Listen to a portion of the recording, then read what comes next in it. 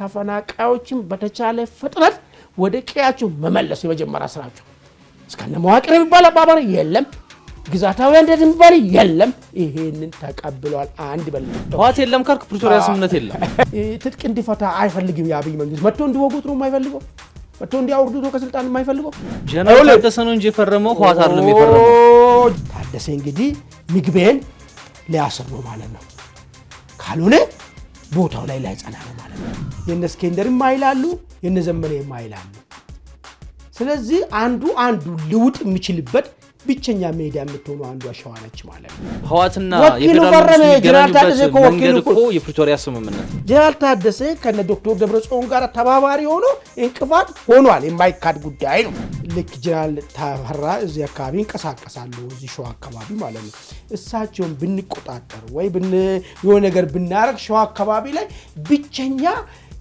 የኃይል ተቆጣጣሪ ሆነን ልንወጣ እንችላለን የሚል ሐሳብ ሊይዙ ይችላሉ ለስኬንደር ማለት ነው ከኤርትራ ጋር አይገውጥ ግንኙነት የጀመሩትን እርምጃ ወስዳሉ ፈርም ድብን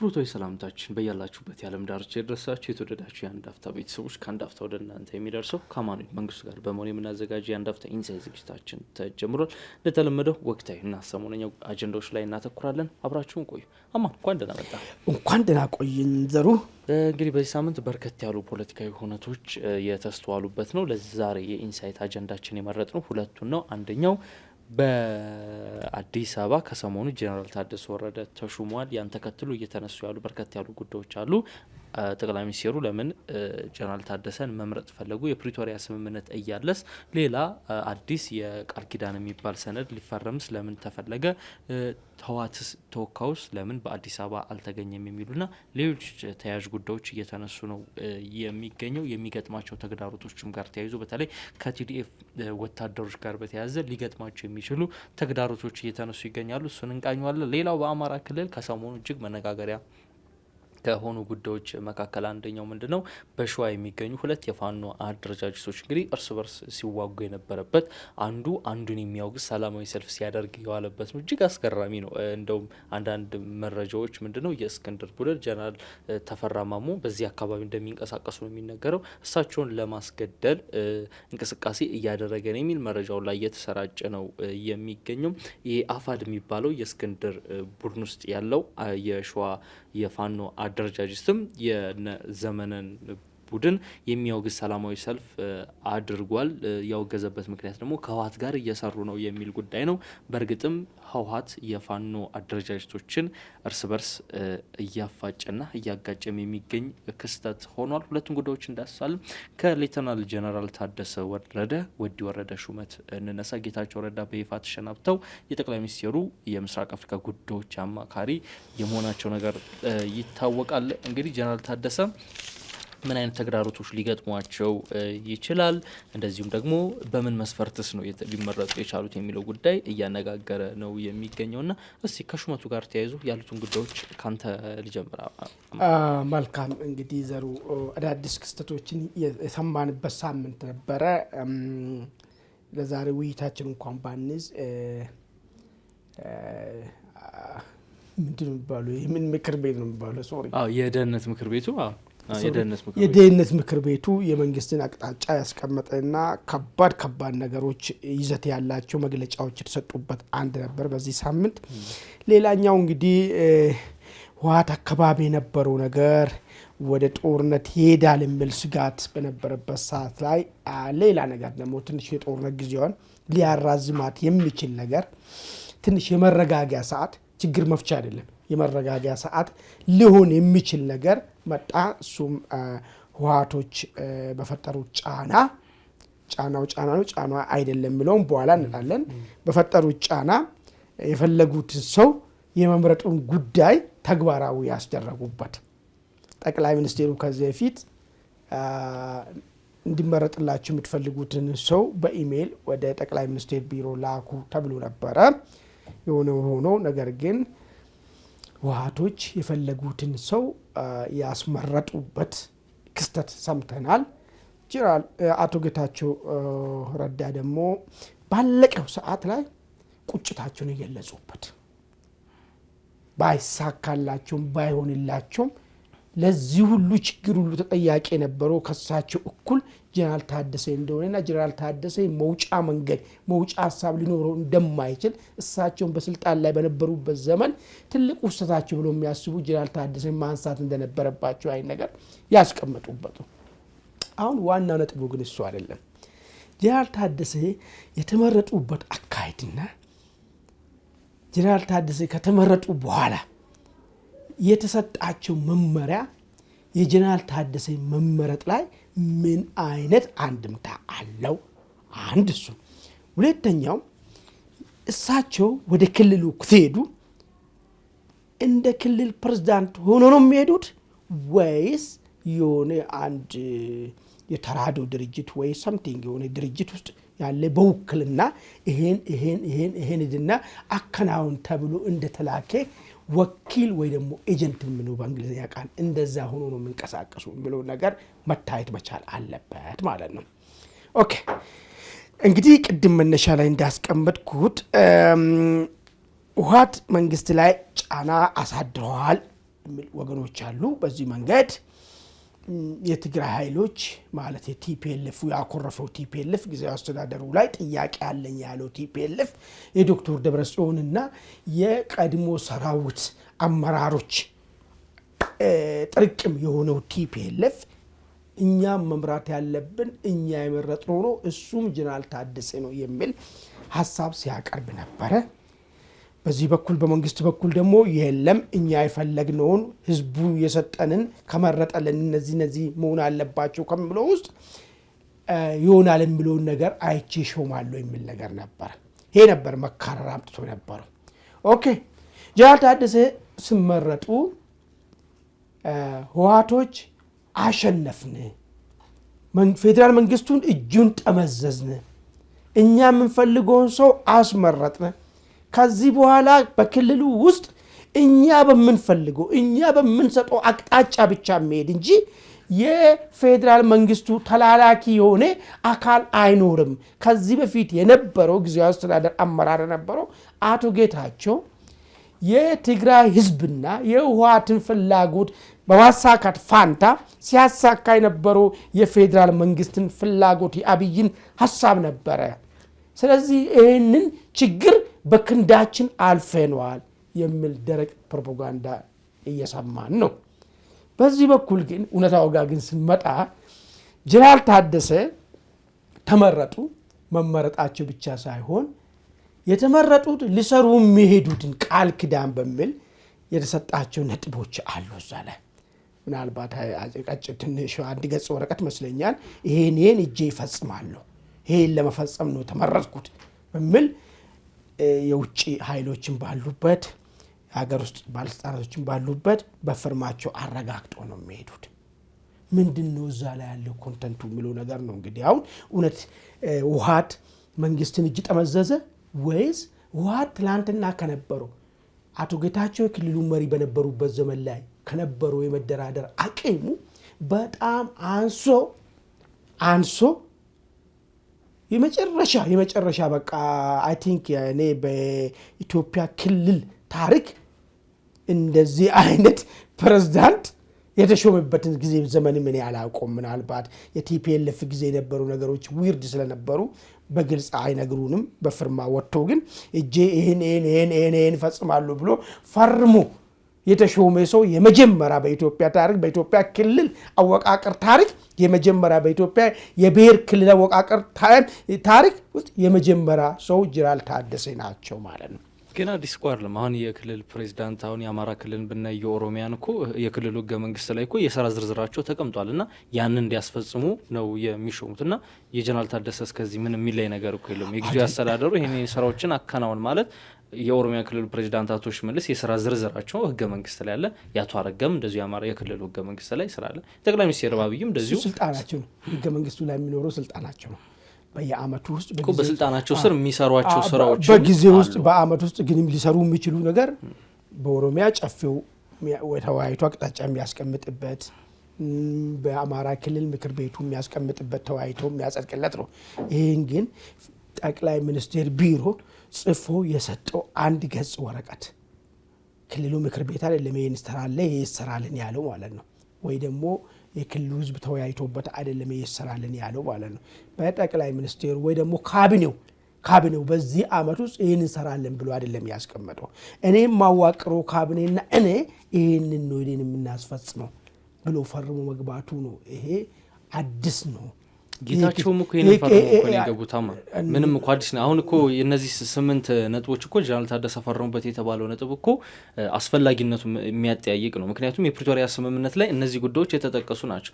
ጌታቸውም ባለፉት የስልጣን ዘመናቸው ለማስፈጸም ሲሰሩ ሲንቀሳቀሱ የነበረው እነዚህ ጉዳዮች ለማስፈጸም ነው። ስለዚህ ከጌታቸው ረዳ የተለየ ተልእኮና ስልጣን አልተሰጣቸውም አይደለም። አሁን ይኸውልህ የፕሪቶሪያል ዘመኑ ፕሪቶሪያል ያለው እኮ የኛው እኮ ላይ ያለ እኮ ወይ ደግሞ ከዛ ፊት ፕሪቶሪያል በራሳቸው መንገድ ዲፋይን የሚያደርጉ ነገር አለ። ለምሳሌ በዚህኛው ላይ የሚለው ተፈናቃዮችን በተቻለ ፍጥነት ወደ ቀያቸው መመለስ ነበር የሚባለው። ይሄ እኮ ፕሪቶሪያ ላይ ነበር ገባኝ። ግን በዚሁ ተያይዞ ህወሓትና ጌታቸው ረዳ የሚሆን እኚህ ሰውዬ የሚሆኑ አሁን ፕሬዝዳንት የሆኑ ቀሪዎቹ የህወሓት አመራሮች ከየት እንደመጣ የማይታወቀው የትግራይ ግዛት አሁን ሂደትን መመለስ መቻል አለበት የሚለውን ሀሳብና እስከ ዛሬ ድረስ ተፈናቃይን አንቆ ቁጭ ያደረጉበት ምክንያታቸው ይሄ ነበር። ይሄ ግን እዚህ ላይ አልተገለጸም። የለም ይሄኛውን ታሪኩ ዝግ ነው የሚለው። ጌታቸው እንኳን መጨረሻ ላይ ወረወራት እኮ እቺን ቃል እኮ እኔ ስለፋ ነበር ተፈናቃዮችን መመለስና ግዛታዊ አንድነት ማስመለስ ነበር። አሁን ግን እዚህኛው ግዛታዊ አንድነት ባል ነገር አቶ ጀነራል ታደሰ ከነገ ጀምሮ ስራቸው ለሚመለሰው ውስጥ ይሄንን ለቲፒኤልኤፍ ፖለቲካ መሸቀጫ ተብሎ መያዣ ቀብዶ ነው እዛ የተቀመጠው ተፈናቃይ መመለስ ነው እንጂ እኔ ግዛታዊ አንድነት ትግራይ ግዛታዊ አንድነትን ወስተርን ትግራይ ከራያን ወልቃይትን መልሳለሁ በዚህ በኩል ራያን አመጣለሁ በዚህ በኩል ጠርለምትን አመጣለሁ የሚል ተራ ጊዜን የሚወስደውና የትግራይ ህዝብ ችግር እንኳን እንዳይፈታ ያደረገውን ማለት ነው። ይሄ ውስብስብ ሴራ እዚህ ውስጥ የለም ማለት ነው። አንድ በልልኝ ለየት የሚያደርገው የሚለውን ነገር ተፈናቃዮች እንዳይመለሱ ያደረገው እነዚህ ቦታዎች ይመለሱ ማለታቸው ነው። አይደለም ተፈናቃይማ እንዳይመለስ ያደረገ ጌታቸውን ተናገረ እኮ መያዣ ስለሚያደርጉ ነው። ዋቶም ብሎ ለራሱ ፖለቲካ ከዛ በኋላ ፖለቲካውን የሚሸቅጥበት መንገድ ስለሌለ ተፈናቃይ መያዣ ያደርገዋል እንዲመለሱ አያደርግም። እኔ ራሱ ሞክሬ በዚህ ሂደት ውስጥ እንቅፋት የሆኑብኝ የህወሓት ሰዎች ናቸው። እንደው ጀነራል ታደሰም በዚህ መንገድ ውስጥ እንቅፋት ይገጥመዋል የሚል ነገር ነው ያስቀመጠው። እነዛ ሰዎች ልክ ያ ካምፕ ያ የተቀመጡ ተፈናቃዮች ከተነሱ ህዝቡን የሚያነቃንቁበትን ነገር ያጣሉ። ለዚህ ሲባል ፍቃደኛ አይሆኑም ነው። እነዛ ደግሞ ሲያነሱ የነበረው ምንድን ነው? አሁን ብሎ ሰንካላ ሀሳብ ሲያነሱ ኦኬ ተፈናቃይ ሳይሆን እስከነ መዋቅር እንመለሳለን ነበር ስሉ የነበረው። አሁን ግን በዋይት እንደብላ በማሻማ ቃል ተፈናቃዮችን በተቻለ ፍጥነት ወደ ቀያቸው መመለስ የመጀመሪያ ስራቸው። እስከነ መዋቅር የሚባል አባባል የለም፣ ግዛታዊ አንድነት የሚባል የለም። ይሄንን ተቀብሏል። አንድ በልልኝ። ሁለተኛ ትጥቅን መፍታት ከዚህ በፊት አይደለም ቲፒኤልኤፍ ሌሎች ሰዎች እንኳን የሚገርም ነገር የሚያምታቱ ባይዘው አንዳንድ ጊዜ ግራም የሚገባ ነበረው እንደ ፖለቲከኛ ብለ የምታስበው ሁሉ በድፍረት ከነዛ እየሰማ እውነት እየመሰለው ውሸትን እንደ እውነት ሲያስተጋባን ሰማ ነበር። ትጥቅን መፍታትና ግዛት የትግራይ ግዛት አንድነት ማስመለስ ፓራላል ይሄዳል የሚል ስምምነት አለ ወልቃይት ላይ ፕሪቶሪያ ላይ ይላሉ። የለም የናይሮቢ አፈጻጸም ስለ ፕሪቶሪያ ነው የምናወራው። ስለ ፕሪቶሪያ ነው የምናወራው። በይፋ ያወሳሰበው እኮ የናይሮቢው ላይ ምን እንደተነጋገሩ ምን እንደተሰማው በይፋ ተገለጸ። አሁን ስለ ፕሪቶሪያ ስናወራ ስለ ፕሪቶሪያ ነው የምናወራው ነገር ማለት ነው። ፕሪቶሪያ ላይ እንደዚህ የሚባል የለም ስንላቸው ልክ ወይ ከድምፅ ወያኔ ወይ ከትግራይ ቴሌቪዥን ወይ ደግሞ የትግራይ ፖለቲከኞች ወይ ውጭ ያሉት እነ ቴዲ ሪዮት ያወሩትን የሰማ ሰው እውነት ይመስለውና እዛ ወረቀቱ ላይ ሌለውን ነገር ማለት ያመጣና ይከራከራል። የተከራከረኝ ሰውም ስላለኝ ደጋጋሚ ማለት ነው በሚዲያ ላይ ማለት የለም ወንድም ያይልም እኮ ፕሪቶሪያ ላይ እኮ እንደዚህ ቢልስ ተቃቀድ በተደጋጋሚ ውሸትን በመስማት ሰው የራሱ እርግጠኛ ያነበበ እስኪመስለው ድረስ ሄዷል። አሁን ግን ትጥቅን መፍታት ማስፈታት ይሄ ነው በቃ በዋይት እንደ ብላክ ላይ ተቀመጠለት ነገር ምንም ለማስፈታት እኮ ባለፉት 2 አመታት ምክንያት የነበረው እኮ አንተ እንዳልከው የፓራሌል ሊሆን አይሆን የሚለው ሳይሆን ፊልድ ማርሻሉ ራሳቸው በይፋ እንደተናገሩት የገንዘብ እጦች ችግር ነው። ምክንያቱም 200 ምናምን ሺህ ሰራዊት ላይ ትጥቅ አፍተታ ተፈታ እኮ እሱ እኮ አሁን እኮ ብርም ተሰጥቷል እና አሜሪካ ሁሉም ማለት የተገኘው ለሁሉም ማለት የመጀመሪያ ዙር ትጥቅ መፍታት ሂደት ለማከናወን እሱ እኮ አቋርጧል ባለፈ ማለት ነው። ግን ነገር ግን እንዲቋረጥ እኮ የተወሰነው ቢቢሲ ያወጣውን ዘገባ በወቅቱ አይተው ከሆነ እሱ እንዲቋረጥ የተወሰነው አንዱ ምክንያቱም በትግራይ ፖለቲካዊ ቀውሱ እየተባባሰ መምጣቱን ያኔ ታስተውስ ከሆነ ታዲያ እኮ ፖለቲካ ቀውሱን እኮ የሚያባብሱት እኮ የኛውን ለማደናቀፍ እኮ ነው እነሱ እኮ የሚያባብሱት እኮ የኔማ ፊልም ለሱ ምን ማስረጃ አለ? አሁን እንደዛ ብሎ በደፈናው ዝም ብሎ ይሄን ለማደናቀፍ ነው ይሄንን ያደረጉት ለማለትም የሆነ ተጨባጭ የሆነ መረጃም ያስፈልጋል። ተጨባጭ መረጃው እኮ እነዚህ ሰዎች ለጦርነት እየተዘጋጁ መሆናቸውን ሰምተናል። ከራሳቸው አመራር ሳይቀር እንደዚህ አይነት ቨርዥን እንዳለ መልሰን አሁን ነው ጊዜው እንሞክረዋለን የሚል ነገር እንዳለ ሰምተናል አይደል? ይሄን ከሰማን ትጥቁ ከተፈታ ደግሞ ልክሳካ አይችልም ማለት ነው። ስለዚህ ሲባል እነሱ በቀጥታም ሆነ በተዘዋዋሪ ሰራዊቱ ትጥቅ እንዳይፈታ የሚችሉትን ጉድጓድ እንደሚቆፍሩ እኮ ይሄ ምናልባት ይሄ መገመት ማለት ሰማይን በድንጋይ እንደመሳታ ነገር ምንም ግልጽ ነገር ስለሆነ ማለት ነው። ምንም እውቀት የሚጠይቅ ነገር አይደለም። ይዋጋለሁ ካልክ ለመዋጋት እየተዘጋጁ ነው ውስጥ ለውስጥ ካልክ የሚዋጋል የምትዋጋበት መሳሪያ ደግሞ እንዳይታስረክብ የተለያየ መንገድ ታስቀምጣለህ። የፌደራል መንግስት ውስጥ አሁን ዲዲአሩ እንዲፈጸም ሙሉ ፍላጎት ነበረው የሚል ጥያቄ የሚነሳል። አሁን ባለፈው ጌታቸው ረዳ ያደረጉት ቃለ መጠይቅ ላይ ሰምተ ከሆነ ምንድነው ያሉት? የኤርትራ መንግስት አንድ ትንታኔና ግምገማ ነበረው ይላሉ። መንግስት ዲዲአር የትግራይ ሰራዊት ትጥቅ እንዳይፈታ የሚፈልገው ያን ሰራዊት ተጠቅሞ እኛን ለመውጋት ነው የሚል ትንታኔ ነበረው። ግን ያ እንደማይሆን ማረጋገጫ ለመስጠት ነው ከኤርትራ መንግስት ጋር ግንኙነት አድርጌ የመጀመሪያ ግንኙነት ያደረኩት ይላሉ። ይውል እሱ ነገር አይ ቲንክ ምን እንደው ታውቃለህ ፌደራል መንግስት ነው አሁን ይሄን በደንብ ያጣራ ይመስለኛል። ለምን በተደጋጋሚ ብዙ ጊዜ በዚህ ጉዳይ ላይ ፕሮግራም ስለሰራን ቲፒኤልኤፍ ኃይል ማለት ዶክተር ደብረጽዮን ቡድን እና ሰራዊቱ ኃይል ማለት ነው ሁሌም በቁሙ ተኝቶ የሚያስበው 4 ኪሎ ሲመለስና ባንኩንም ታንኩንም ሲቆጣጠር እንደፈለገ በኢትዮጵያ ሰማይ ስር እሱ ንጉስ ሆኖ መራበት ዘመን ላይ መመለስ ነው የሚፈልገው። ለዚህ ሂደት ደግሞ አሁን ይሄን እንዳይሆን ያደረገው የመጀመሪያ ዙር እግሩ እንዲሰባበር እንዲቆራረጥ ያደረገው አሁን ስልጣን ላይ ያለው ፌደራል መንግስት ነው። ይሄ ፌደራል መንግስት እስካለ ድረስ የአብይ መንግስት እስካለ ድረስ የቲፒኤልኤፍ ሚና በኢትዮጵያ ፖለቲካ ውስጥ አሁን የምናየው እንደሚሆን እያንዳንዱ ቀደምት የውሃት አመራሮች ይሁኑ የውሃትን ሐሳብ የሚያስተጋቡ ውጭ ሀገር ያሉ ሚዲያዎች ጠንቅቆ የሚያውቁት ሀቅ ነው የጉዳይ። ከዚህ በኋላ የአብይ መንግስት እስካለ ድረስ የቲፒኤልኤፍ ሚና አሁን ያለው ብቻ መሆኑ ማለት ነው። ስለዚህ ቲፒኤልኤፍ እና አብይ ማለት ነው አብሮ ሊቀጥሉ የማይችሉ የአንዳቸው መኖር የአንዳቸው መጥፋት እንደሆነ ሁለቱም በርግጥ ተረድተዋል ማለት ነው።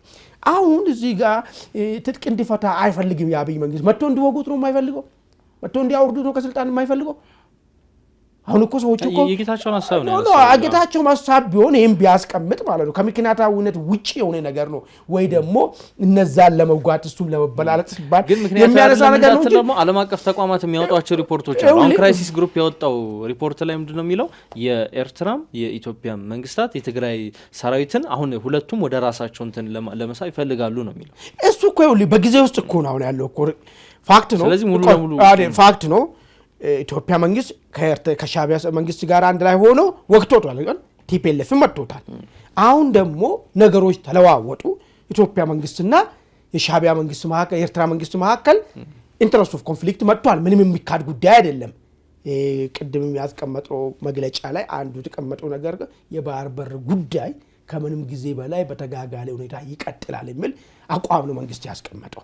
ይሄን ያልክ ከኤርትራ ጋር ከዚህ በኋላ ላይን የሚታረግበት ሁኔታ ይኖራል ብሎ መገመት የዋነት ነው የሚሆነው። ይሄ ከሆነ ቲፒኤልኤፍ ደግሞ ቅድም ያልኩ ይሄንን በቁመት ቁም ሲባል በቁመቴ መቆም አልችልም አልፈልግም የሚለው የቲፒኤልኤፍ ኃይል አሁን ያለው ሚናው መቀበል መቼም አይፈልግም ብያለሁ። ካልፈለገ ያለው አማራጭ ኢትዮጵያ ውስጥ የሚተባበሩም ካለ ከጎረቤት የሚተባበሩም ካለ ያለውን ኃይል ሁሉ አስተባብሮ ይሄንን በቁመቱ እንዲቆም ያደረገው መንግስት ለመገርሰስ ነው ሁሌም ሐሳቡ ማለት። ስለዚህ ወደንም ጠላንም አንዱ ወደ አንዱ ራሱ መሳብ የሚባሉ ታይም አልቋል። አሁን ምን ውስጥ ነው ያለነው ማለት ነው? ከቻልክ አንድ ላይ ሆነ መሞከር ቲፒኤልኤፍ እና ሻዕቢያ አንድ ላይ ሆነው ፌደራል መንግስት ላይ መሞከር፣ ካልሆነ ግን ፌደራል መንግስት ቲፒኤልኤፍን የቀረውን ግብአተ መሬት ማድረግና ከሻዕቢያ ጋራ ለሚሆነው ነገር ፊት ለፊት ከጀርባ ወጊ ሳይኖር ፊት ለፊት ለማድረግ ዝግጅት ማድረግ ነው ማለት ነው። ያ ስቴፕ አልፈኗል። ያንን ይሄን አስታምሜ ወደዚህ አምጥቼ ይሄን አስታምሜ ወደዚህ አምጥቼ የሚባለው ጊዜ አክትሟል ማለት። ለዚህ እንዲሆንለት ደግሞ ጀነራል ታደሰ እነሱ መረጡትን ሰውዬን ሄድና ትጥቅ አስፈታ፣ ሄድና ህገወጥ ግንኙነት ማድረግ የጀመረውን ኃይል ስርዓት አስይዝ ነው የተባለው። ታደሰ እንግዲህ ምግቤን ሊያስር ነው ማለት ነው። ካልሆነ ቦታው ላይ ላይጸና ነው ማለት ነው። የፈረመው ይሄን ነው ማለት ነው። እንግዲህ ታደሰ እዛ ባረንቱ የሚዱትን ኮሎኔሎችን ጀነራሎችን ስርዓት ላይ አስይዝ ነው ለፌደራል መንግስት አንቆ ሊሰጠው ማለት። ካልሆነ እሱም ከስልጣኑ ይወርዳል ማለት። አብሮ እንደ አመፀ ነው የሚወሰደው ማለት። ይሄንን ነው እንግዲህ ይሄ ምንድነው የሚያመለክተው የሚለውን ነገር ጋር ልምጣል። ያኛውን ሰፊ አጀንዳም ስላለ ማለት ምንድነው የሚያመለክተው አሁን የተፈረመው ፍርማ የሚለውን ነገር ካየን እኔ በእውነቱ ልንገርና ህወሓት በጣም ከነበረበት ቦታ በቃ ፋክቱን እኛ ራሳችን አናውቀውም። አንዳንዴ እንሳሳት ነበር ማለት ነው። ህወሓትን ትንተና ስንሰጠው በጣም የሆነ ነገር መሞከር እንደሚችል አይን ነገርና የሆነ ችግር ሊፈጥር እንደሚችል አይዳርገን ነው ምናምን። ግን ፋክቱ ህወሓት ቅርታ ቀበቶን አይደለም ምንም የመፍታት ደረጃ ላይ እንዳለና ተንበርካኪና ያለቀለት ኃይል መሆኑን ፍንቱ ምንም አቂም እንደሌለው መደራደሪያ አቂሙ በጣም ተሟጦ ያለቀበት ኃይል መሆኑን ፍንትው አድርጎ የሚያሳይ ጉዳይ ነው ማለት ነው። ከዚህ ውጪ ግን ወለም ዘለም ማለት የሚችልበት አማራጭ ቢኖረው ህወሓት አሁን እውነቴን ይፈርማል ወይ? ቅድም ያለው የሚፈርመው ምንድነው? ተያያዥ የሆነ ሐሳቦችን ያነሳል ቀጥሎ ማለት ነው። ይሄን ስናረግ ይሄ እንደዚህ መደረግ አለባቸው፣ ይሄን ስናረግ ይሄ መሆን አለበት የሚል ሐሳብን ያነሳ ነበረ ማለት ነው። እንግዲህ እኔ አሁን ጀነራል ታደሰ ምን ሊገጥማቸው ይችላል የሚለው ነገር አንድ 3 ነጥብ ላንሳና አይ ቲንክ ጥያቄ ካለ ይቀበላለሁ። የመጀመሪያ ጀነራል ታደሰ ይህን ነገር ሊፈጽሙ ሲሄዱ ጀነራል ታደሰን ካልመራም ብሎ የመረጡ ሰዎች ይቀበላሉ ወይስ አይቀበሉም የሚለው ነገር ነው። ኢንክሉዲንግ ወታደራዊ ክንፉ የሚሆን ፖለቲካዊ ክንፉ ይሄንን ሞት ይሄንን የመጨረሻ ውርደትን ይቀበላሉ ወይስ ይሄንን ልካቸውን ሊያሳይ የሚችል ቁመናቸው ምን እንደሆነ የሚያሳይ የሚችል ነገርን ይቀበላሉ ወይ አይቀበሉም የሚል ነገር አደገኛ ነገር ይመስለኛል። አቀባበል አድርገውላቸዋል፣ አብረን እንሰራለን የሚል መግለጫ አውጥተዋል ትናንት መቀሌ ላይ። ስለዚህ በቃ ይሄን የሚቀበሉ ከሆነ ምን እንደው ታውቃለህ ኦሬዲ በቃ ይሄ ኃይል ዝም ብሎ እንዳው ተራ ታውቃለህ ከሆነ አንድ አካባቢ ከሚንቀሳቀስ ሽፍታም ባነሰ ቁመና ላይ ነው ያለው ማለት ነው። ግን የፈለገው ሰው ነው የተሾመለት። ምን ዋጋ አለው? የተፈለገው ነገር ሳይሆን የተሾመው ሰውዬ እኮ በኢትዮጵያ ፕሬዝዳንት ታሪክ እኮ ወረቀት ተጽፎ እንኳን ነው የሚፈጽመው። ለዛው ከዚህ ቤት እነሱ ሲወዛገቡበት የነበሩ ጉዳይ እኮ ነው እኮ ስምምነት እኮ አሁን ጀነራል ታደሰ የፈረሙትን ሰነድ እኮ ህወሓት አያውቀውም። አንደኛ ህወሓት አልፈረመበትም፣ ሁለተኛ ነገር ህወሓት ነገር የለም በፍርማ እኛም የሚመራን የሚወክለን እኮ እሱ ጫወታ ከዚህ ቤት የተጫወቱ ጫወታ ሁለታይ ተመሳሳይ ጫወታ አታመጣም። ለምን ጌታቸውን ይዛል እኮ አይደለም የትግራይ ጊዜያዊ መንግስት ፕሬዝዳንት የሚሾመው በጠቅላይ ሚኒስቴሩ ነው። በማቅራቢነት ማንም እጩ ሊያቀርብ ይችላል። የተለያዩ አካላት እጩ ሊያቀርቡ ይችላሉ። የትግራይ የፖለቲካ ጀነራል ታደሰን እጩ ያቀረበው ህወሓት ነው። ህወሓት ያቀረበው እጩ ተሾመለት፣ ጠቅላይ ሚኒስቴሩ አጸደቁለት። ስለዚህ ራሱ ያቀረበውን ተሾሞ መጥቶ የሚፈጽመውን ነገር መቀበል ግዴታ ነው ያለበት ህወሓት። በምን ሐሳብ ነው እምቢ የሚለው? አልፈረም፣ ሰነዱ ላይ እኮ አልፈረም። ምን አገባ? ወኪሉ ፈረመ እኮ ህወሓትና የፌደራል ጀነራል ታደሰ እኮ ወኪሉ እኮ የፕሪቶሪያ ስምምነት ነው። ጀነራል ታደሰ እኮ ህወሓት ወክሎ እኮ ነው ሄዶ ስልጣን ሊቀበል እኮ ሄዶ ሄድና ስልጣን ተቀበል በእኛ on the behalf of አስድና ስልጣን ተቀበል እኮ ተብሎ እኮ ተላከ። ስልጣን ተቀበልና እኮ ሹመቱን እንደ አንድ ኦፈር ማቅረብ እኮ ይለያያል በጣም። ህወሓት እኮ ምንድነው እኔ እንደ አማራጭ ማቀርበው ጀነራል ታደሰ ነው እና ጀነራል ታደሰ ይምራን ጀነራል ታደሰ ማሪያችን የፌደራል መንግስት ሙሉ ነጋን ዶክተር ሙሉ ነጋን እንደ አንድ እጩ ቢያቀርብ የፌደራል መንግስት ዓላማዬን አስፈጽምልኝ ብሎ አይደለም። ቆይ ህወሓት ጀነራል ታደሰን የኛ መሪ ነው እሱ ቢመራን ይሻላል፣ እሱ ሲመራን ለጥረጥበን እንመራለን፣ እሱ ባለው እንቀበላለን ብሎ ላከ። ኦኬ አጸደቀ ለፌደራል መንግስት አጸደቀና ነገር ግን ሄደ አንድ የብልጽግና ተወካይ እጩ ቢሆን የብልጽግና ሐሳብ ለፍጹም እንደሚሄደው እሱ መጀመሪያ ኮምፒቲሽኑ ምንድነው እኛ ከኛ የምናቀርበው ሰው ብቻ ይጽደቅልን የሚል ነበራል ውዝግቡ የተነሳ ማለት ነው እኛ የምናቀርበው ጌታቸውን አልወከልነው ማለት አይደል እኛ የምንወክለው ሰው ብቻ ይምራን ሌላ ሰው ምስለኔ አታምጣብን ምለ ኦኬ ወከለ ከዛ በኋላ ደግሞ ፌደራል መንግስት ደግሞ ይሄንን ሲቀበል ይሄን ልምጭ ደግሞ አብሬት ይቀበላል ብሎ ሰጠው ፈረመ ጀነራል ታደሰ እኮ ፈረመ እኮ ወይ እኮ ስልጣኑ ይቅርብኝ ጀነራል ታደሰ ነው እንጂ ፈረመው ህዋት አይደለም የፈረመው ጀነራል ታደሰ እኮ ክልሉ ግዛውን እኮ ሊመራ እኮ ነው ህዋት የሚባለው እኮ አካላው ጀነራል ታደሰ የሚወክለው የትግራይ ሰራዊት ነው በተለምዶ ቲዲኤፍ የሚባለውን አካል ነው እንጂ ቲፒኤልኤፍ ነው አይደለም ወክሎ እጩ ነው ያደረገው ወክሎ ይላክ ወይ የፌደራል መንግስት ዶክተር ሙሉ ነጋን የትግራይ ጊዜያዊ መንግስት እጩ አድርጌ አቀረብኩ ቢል የፌደራል መንግስቱን ወይም የማዕከላዊ መንግስቱን ዓላማ በትግራይ ያስፈጽማል ማለት አይደል የህዋት ኃይል ጀነራል ታደሰ ወረደን ፕሬዝዳንት ይሁኑልኝ ብሎ እጩ ስላቀረበ ዓላማን ያስፈጽሙልኝ እያለ አይደለም እሺ አንድ ጥያቄ ልጠይቅ ህዋት እኮ በህጋዊ ሰውነቱ የለውም እስከቦርት ከንስካሶች እንደታገደም ይታወቃል በቃ ወደዛ ደግሞ ከሄድክ ማለት ነው እንዳው የሚያስማማው ነገር እኛ ወክለናል ብሎ እስከ ላኩ ድረስ ማንም ጌታቸውን ያልተቀበለው አካል እዛ ያለው ማንም ቢያለው ኤክስ ዋይ ብለህ ስም ስጠው ያኛው እኔ አክተር ነኝ እዛ አካባቢ የሚል ይሄን ሰውዬ እንዲመራን መርጠነዋል ወክለነዋል ብሎ እስከ ላከ ድረስ ይሄ ሰውዬ የሚያመጣውን ሐሳብ ተግባራዊ ይሆንበታል ተግባራዊ የማይሆንበት ኮር ታዲያ ይሄ ሰውዬ ማንን ሊመራው ታዲያ ተመረጠው ለምን ድምጽህን ሰጠው ለምን ይምራን ያልከው ለምንድን ነው ይምራን ያልከው እያልኩ ያለሁት እነዛ 8 ነጥቦች ላይ ጀነራል ታደሰ ወረደ የፈረሙት ሰነድ ላይ አንደኛ ህዋት በታዛቢነት አልተገኘበትም ሁለተኛ ደግሞ ህዋት አልፈረመበትም ነው ማለት ህዋት የለም ህጋው ሰውነቱ የለም ህዋት ምን መጣዛመጣበት ምክንያት የለውም ስለዚህ እንደዛ ኮኒ እነሱ እንደሚሉት የፕሪቶሪያ ስምምነት የለም የሚለው ሐሳባቸው ልክ ነው ማለት ነው ኤክስና ዋይ አርጌ አስቀምጣቸው ትግራይ ክልል ውስጥ ያሉት ኃይል ተጽዕኖ ፈጣሪና ወይ ደግሞ አክተሮች ማለት ነው ጀነራል ታደሰን ይምሩን እሳቸው ያጸድቁልን ብሎ ላኩ ለፌደራል መንግስት ኦኬ ፌደራል መንግስት ተጠይቀው ነበር እንዲያቀርቡ ኦኬ ፌደራል መንግስት ኦኬ እናንተ ያላችሁት ነው አጸደቅኩላችሁ ጀነራል ታደሰ ሆይ አጽድቄልሃለሁ ሄደ ግን የምሰራው ይሄንን ነው አለ አይ አንተ አሰጠኝ ምን የምሰራው ነው እኔ የምሰራው ነው የማውቀው ካንተ አልቀበልም የሚል ቢያመጣ ኖሮ ዛጋ ጀነራል ታደሰ ማለት ነው አሁን አንተ የምትሮን ጭቅጭቅ ውስጥ ልንገባ ይችላል አንተ እኮ ያልከኝ ጀነራል ታደሰ የህዋት ተወካይ ናቸው እያልከኝ ኤክስዋይ ያልኩ ህዋት እጩነት ቀረቡ እንጂ ህዋት ተወካይ ህዋት የለም ግን ህዋትን ብሎስ ብናቆይና ኤክስና ዋይ ብለን እናስቀምጠው ህዋት የለም ካልክ ፕሪቶሪያ ስምምነት የለም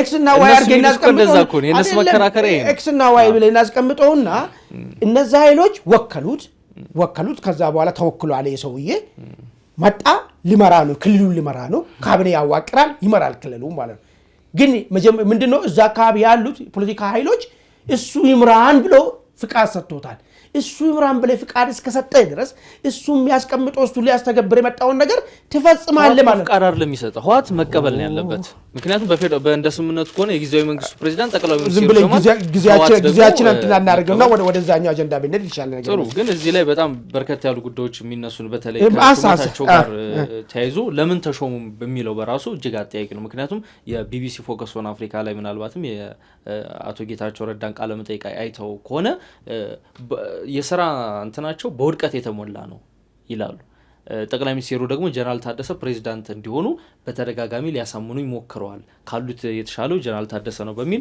ሊያሳምኑ ይሞክራል እኚህ ሰውዬ ደግሞ የሥራ ዘመናቸው በኔ ምክትልነት ሲሰሩ በውድቀት የተሞላ ነው የሚል ነገር አንስቷል አቶ ጌታቸው ረዳ ይህ ከሆነ ታዲያ ህዋትም የፌደራል መንግስቱም ለምንድን ነው ጀነራል ታደሰ እንዲሾሙ የተፈለገው የሚል ጥያቄ አለ ምናልባት እዚህ ላይ ሐሳብ ካለ ይኸውልህ አንደኛ መጀመሪያ የጌታቸው ቨርሽን ነው ይሄኛው እንጂ እውነተኛው ቨርሽን ነው ብለን መውሰዱም ይከብዳል ይሄ ሰውዬ በአንድም በሁለትም ተዋክቦ ሊገሉ ብሎ አባሮት እዚህ መጥቶ ፌደራል መንግስት አዳኙ ሆኖለት የታደገው ሰው ነው ጌታቸው ግን ስራ ዘመናቸውን ብታዩ ቆይ ጌታቸው ረዳ ማለት ነው አይ የእንትኑን ጉዳይ ነው ተደጋጋሚ ፌደራል መንግስቱ እኔ ሊያግባባ ይሞክራል ጀነራል ታደሰ እንዲሆኑ የሚለው ነገር ላይ ስላመጣ ነው ነገር ማለት እሱ የሚያወራውን ነገሮችን ሁሉ ትክክል ነው ብለን መውሰድ አንችልም ለምን በጀነራል ታደሰ ላይም ቂም እንዳለ ይታወቃል ስልካቸውን ሰግቶ ይጠፋሉ ችግር ሲፈጠር ስላልነበረ ይሄ ሁሉ ነገሮች የሚታዩ ነገሮች ምንድነው አንዱ ወደ አንዱ ችግሮችን መግፋትን የሚያሳይ ነገር ሊሆን ይችላል።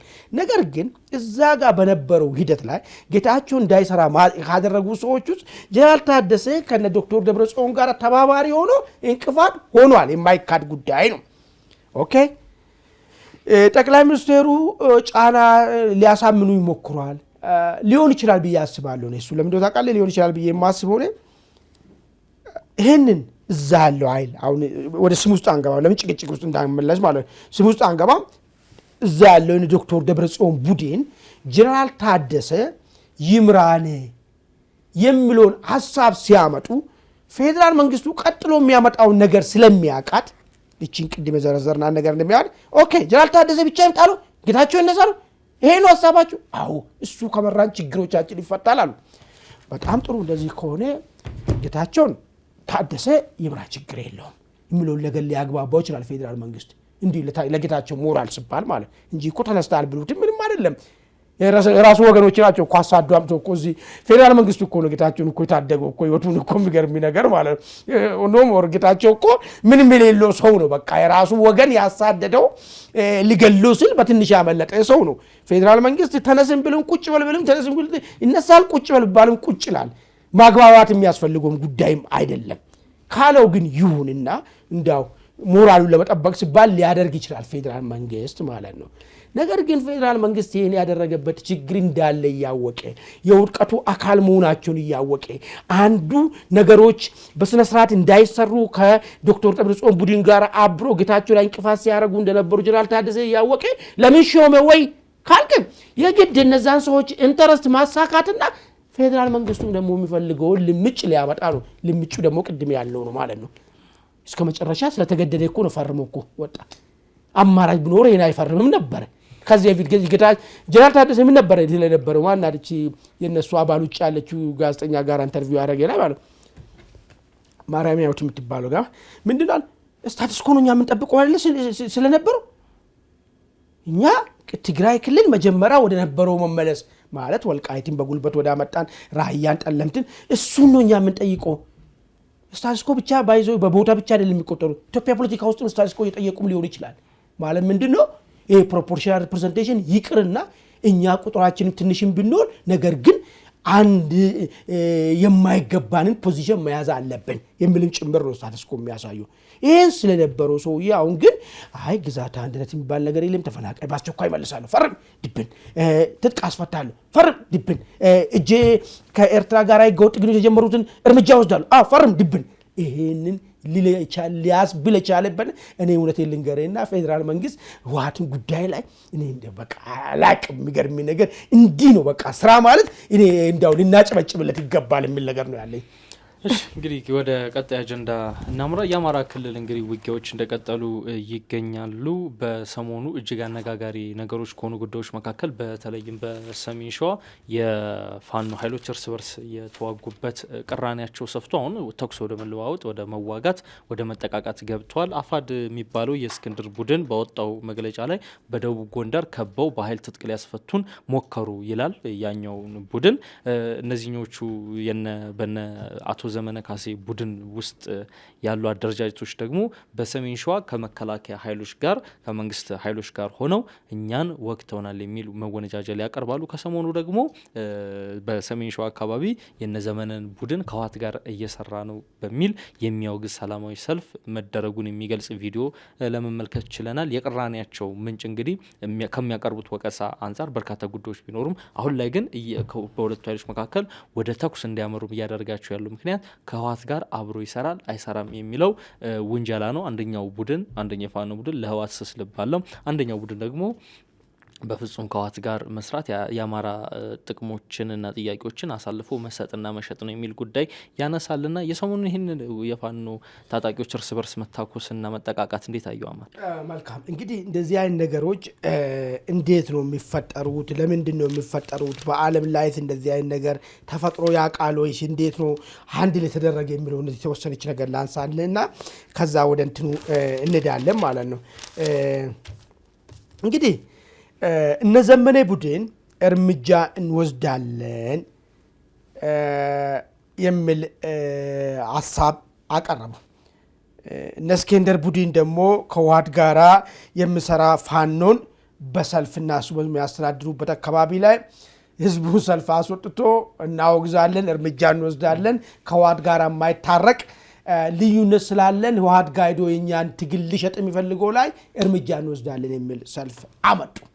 ይሄ ነው መነሻው አይደል?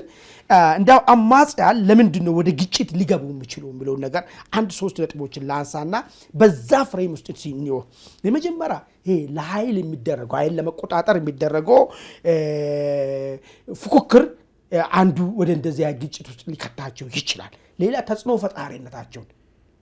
ፈጣሪያቸው የተበለጠ ተጽዕኖ ፈጣሪ ለመሆን የምታረገው እንቅስቃሴ ውስጥ ወደ ግጭት ሊገባ ይችላል። ሌላኛው ጉዳይ ብሔር ማንነታቸው ይሄ እንኳን በፋኖ ጉዳይ ላይ ብዙ የሚያስኬድ ነገር አይደለም። እንደው እንደ አንድ እንትን ስለሆነ ላንሳው። ለምሳሌ የተለያየ ብሔር ማንነት ያላቸው አማጽያን ከሆኑ አንዱን እንደ ስጋት ምንጭ ሲያይ ቶሎ መጥቶ በኋላ አደጋ እንዳይፈጠር መንግስት እንዳለም ቢሆን የማዳከም ስራውን ይሰራል ማለት ነው።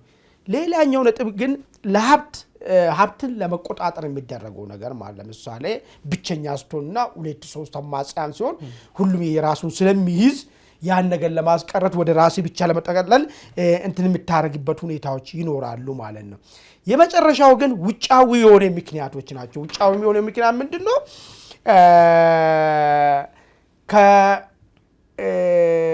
ከአቅጣጫው ከመንግስት ሊሆን ይችላል፣ ከተቃዋሚ ሆሪዞንታል ተቃዋሚ ከሆነ ኃይል ሊሆን ይችላል። ውጫዊ ምክንያት በአጠቃላይ የሚያጋጫቸው ማለት ነው። እንደዚህ አይነት ነገሮች በስፋት ይታያሉ። እንደ ምሳሌ እንዲሆነን የሶሪያን ጉዳይ እስቲ እናንሳ።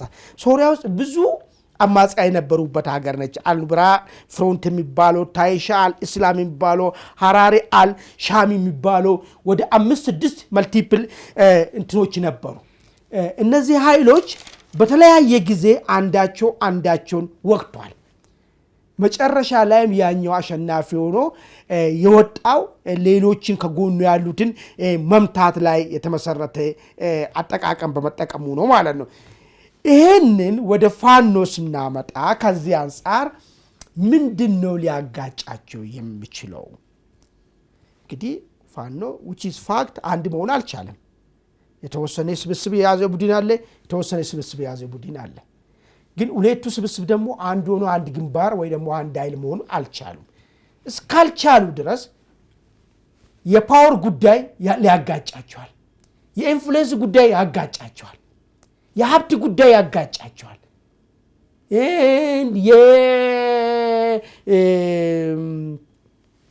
ተጽዕኖ መፍጠር ጉዳይ ያጋጫቸዋል። አሁን ጠቅለል ባለ ሁኔታ ስናየው ልክ የአንዱ መዳከም መልሶ አንደኛው ሁሉንም ነገር ጠቀልሎ ለመያዝ ወይ ደግሞ የአንዱ ደካማ መሆን መልሶ ኃይል ያገኛል የሚል ስጋት ስለሚኖር በተለይ በዘመኔ በኩል እውነቱን እናውራ ከተባለ እነ እስክንድር አሁን ተዳክሞ መኖሩ ቶሎ አሁን ነፍሱን ካላወጣንለት በስተቀር መልሶ ሊደራጅና ሊያጠቃን ይችላል የሚል ሐሳብ ሊፈጠር ይችላል። አንድ እሱ ነው። ሁለተኛው ነገር ደግሞ በነዘመኔ በኩል በባለፈ የተፈጠረው መሰባሰብ ማለት ነው። ሁሉንም ሰብስቦ ሰርቫይቫል የዳርዊን ይጋላል። እሱን ከማሰብ የተነሳ ነገሮችን ወደ እንትን ጉዳይ ይዞ ሊሄድ ይችላል ማለት ነው። ግን እንዳው ከዛ ውጫዊ ምክንያቶች የሉትም ወይ የሚለው ነገር እስቲ ላንሳለን። የመጀመሪያው ከመንግስት በኩል ሆን ተብሎ አንደኛው ቡድን እንዲጠናከር የማድረግ ሁኔታዎች አይፈጠሩም ወይ? መንግስት አንደኛው ፋኖ እንዲጠናከር ይፈልጋል ብለን ሳይንሱን ነው የምናየው። ያደርጋው አያደርግም መንግስት የሚባል ለምሳሌ የጀባን ታሪክን እና የሻቢያን ታሪክን ነው። ኃይለ ሥላሴ እኮ የሻቢያን ልጆች እኮ መሳሪያ ሁሉ አግዘዋል፣ አስታጥቋል እኮ የመሰረቱትም እሳቸው ናቸው ጀባን ያደረጋል። ስለዚህ እንትን ማድረጋችንም ዝም ብለህ ከየት የሚመጣ ሐሳብ አይደለም ብለህ ተራ ሐሳብ ነው ማየታችንም አታውቀውም ማለት ነው። ከውጫዊ በኩል ሊኖር ይችላል፣ ከመንግስት በኩልም አናውቀውም ማለት ነው። ሌላኛው ነገር ከጎንዮሽ ፓርቲ ድርጅቶች ለምሳሌ ህወሓት ለሱ ሲምፓቲ ያላቸውን ሊያደራጅ ለሱ ደግሞ የመረረ ጥራትነት ያላቸውን እንዲዳከሙ ያደርግስ?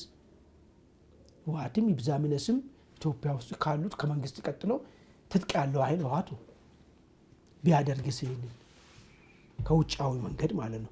ይሄ በውስጣዊ ቅድም ካላቸው ውጪ ማለት ነው። በውስጣዊ ጉዳያቸው አንደኛ ሀብቱን መጠቀለልና ተጽዕኖ ፈጣሪነቱን ብቸኛ ሆኖ መውጣት የሚባል ነገር አለ። ሀብት ስንል አገር ውስጥ ብቻ አይደለም፣ ከውጭ የሚገኘውንም በሁለት ከመካፈል ለብቻቸው ጠቀሎ የመያዙ ግዴታዎች ይፈጠራሉ ማለት ነው። ነገር ግን በዛም ይሁን በዚህ ይሄ ችግር ከተፈጠረ ምንድነው ይዞ የሚመጣው የሚለው ነገር ነው መታየት ያለበት ማለት ነው። አንዱን ከማውገዝ እንግዲህ እስከ መመታታት ደረጃ ላይ ከደረሱ ምንድነው ይዞ ሊመጡ የሚችለው የሚለው ነገር ሁለቱ መመታታት ሰልፍ ባይዞ ቀጥሎ መምቻ ነው የሚሄደው። ሉክ ወደዛ ገብተዋል። ችግሯን እኮ የሚፈጠረው ነው ታውቃለህ። ሸዋና ጎንደር ላይ ችግር ይፈጠራል ሻርፕሊ። ለምንድን ነው እነዚህ ቦታዎች ላይ የሚፈጠሩ? ለምን ወሎ ላይ አይፈጠርም? ለምን ጎጃም ላይ አይፈጠርም የሚለው ነገር መታየት አለበት። ጎጃም ላይ ኒርሊ ሆሞጂነስ የሆነ ኃይል ነው ያለው የነዘመኔ ቡድን ማለት ነው። ወሎ ላይም ብትድ ኒርሊ ወደዛ አካባቢ የሚጠጋ ኃይል ነው ያለው። ነገር ግን ጂኦግራፊካሊም በጣም ኢምፖርታንት የሆነችው ሸዋ ላይ ግን የነስኬንደርም ኃይል አሉ፣ የነዘመኔም ኃይል አሉ። ስለዚህ አንዱ ሊውጥ የሚችልበት ብቸኛ ሜዳ የምትሆነው አንዷ ሸዋ ነች ማለት ነው። ለዛም ነው እንግዲህ የእንትኑን ጉዳይ ቅድም አንተ መግቢያ ላይ ያነሳው የማነው ስሙ የጀነራሉ ጉዳይ የምነሳበት ምክንያት ማለት ነው። ለመዋጥስ ከፈለጉ እስኬንደር ማንን ነው ምንድነው እረኛው ሲመታ መንጋው በተናል የሚባል ነገር አለ አይደል? ልክ ጀነራል ተፈራ እዚህ አካባቢ እንቀሳቀሳሉ፣ እዚህ ሸዋ አካባቢ ማለት ነው። እሳቸውን ብንቆጣጠር ወይ የሆነ ነገር ብናረግ ሸዋ አካባቢ ላይ ብቸኛ የኃይል ተቆጣጣሪ ሆነን ልንወጣ እንችላለን የሚል ሀሳብ ሊይዙ ይችላሉ እስኬንደር ማለት ነው። እዚህ ጎንደር ላይ ሊፈጠር ይችላል ነገር አንጻራዊ እዛ አካባቢም የሆነ የሚመጣጠን ኃይል ሁለቱም ስላላቸው ማለት ነው። እነዚህ ቦታዎች ላይ ፈጠረ። ነገር ግን ይሄ ከተፈጠረ ምንድነው ይዞ የሚመጣው ብሎ ነገር ነው። እሱ ነው ወሳኙ ነገር። አንደኛ የተራዘመ ግጭት ውስጥ እንድንገባ ያደርጋል ሀገሪቱ። ሉክ ሁለቱ ይዋጋሉ፣ በዚህ በኩል ከመንግስት ጋር ይዋጋሉ። ስለዚህ በጣም የተራዘመ እንትን ይፈጠራል ማለት። ሌላ ንጹሃን ጭፍጨፋ እንዲፈጸም ያደርጋል። ምንም ከጉዳዩ ጋር ግንኙነት የሌላቸው ንጹሃኖች የሚጨፈጨፉበት ሁኔታዎች ይፈጸማል ማለት ነው። ሌላው አልቲሜትሊ አንድ ጠንካራ ኃይል ሊወጣ ይችላል። ነገር ግን በጣም ብዙ ዳሜጅ ካደረሰ በኋላ ነው ማለት ነው። በዚህ መካከል ደግሞ መንግስት ሁለቱንም ደምስሶ እሱ የበላይ ሆኖ ሊወጣበት የሚችል ኦፖርቹኒቲ ይፈጠራል ማለት ነው። ሁለቱ እርስ በርስ በሚዋጉበት ሰዓት ላይ አሁን ጊዜው ኢህአፓና ህወሓት ተዋጉበት ዘመን አይደለም። ያኔ እኮ ኢንፍራስትራክቸሩም የለም። እዛው ደደቢት አካባቢ ሲዋጉ ደርግም በዚህ ደረጃ ሁለቱንም እኮ ከቦ ማጥፋት የሚችልበት ሁኔታዎች ነበሩ። ነገር ግን ያና ዘመንና የዘመን አንድ አይደለም። አሁን ሁለቱ መዋጋት የሚችሉበት ሰዓት ላይ መንግስት የራሱን ቴክኖሎጂዎችን በመጠቀም ሁለቱንም ከጥቅም ውጪ ሊያደርግም የሚችልበት ፖሲቢሊቲዎች ይፈጠራሉ ማለት ነው። ስለዚህ አደገኛ ለፋኖ ከባድ እጥፋት ይመስለኛል ማለት ነው። ወይ ጠንክሮ መውጣት ወይ ደግሞ እርስ በርስ በሚያደርጉ ትግሎች ውስጥ መካከል ታሪክ የመሆን እድልም ሊገጥማቸው ይችላል ማለት ነው። የምታይ አሁን እንግዲህ በህወሓት የትጥቅ ትግል ወቅትም እንደዚህ አይነት ነገሮች ይታያሉና በርከት ያሉ ጉዳዮች እንዳለያዩቸው ይነገራል። ከዚህ ቀደም በተደጋጋሚ ጠቅሰነዋል። አሁን ግን በተለይ ከሰሞኑ በስፋት ደግሞ የመለያቸው የመቃረናቸው ምክንያት እየሆነ የተነሳው እንግዲህ ከህወሓት ጋር አብሮ የሚሰራ ቡድን አለ። የአማራን ጥያቄ እና ጥያቄዎችና ጉዳዮች የሚሸጥና የሚለውጥ ቡድን አለ የሚል ጉዳይ ነው እየተነሳ ያለው። በእርግጥ አንተ እንዳልከውም የክልሉን ችግር ይበልጥ የሚያወሳስበው ጦርነቱንም የሚያራዝመው እንደሆነ የሚታወቅ ነው። በተለይም ደግሞ አሁን በአማራ ክልል ያሉ የታጣቂና የአማጺ ቡድኖችን ቁጥርም ሊያበራክት የሚችል የክልሉን ጦርነትም እጅግ ሊያወሳስበው የሚችል እንደሆነ የሚናገር ነው። እንግዲህ የአማራ ክልል የፋኖ ኃይሎች እንግዲህ የእርስ በርስ ተኩስና ውጊያ ጉዳይ ይህን ይመስላል። የጀነራል ታደሰን ሹመትና የትግራይ ክልል ነባራዊ ሁኔታም ቃኝተናል። አማን የዛሬውን ኢንሳይት እዚህ ላይ እንቋጭ ነው። የተወደዳችሁ የአንድ አፍታ ቤተሰቦች የዛሬው የአንድ አፍታ ኢንሳይት ዝግጅታችን ይህን ይመስል ነበረ። አብራችሁን ስለቆያችሁ ስለሰጣችሁን ሀሳብ አስተያየት እጅግ አድርገን እናመሰግናለን። መልካም ቆይታ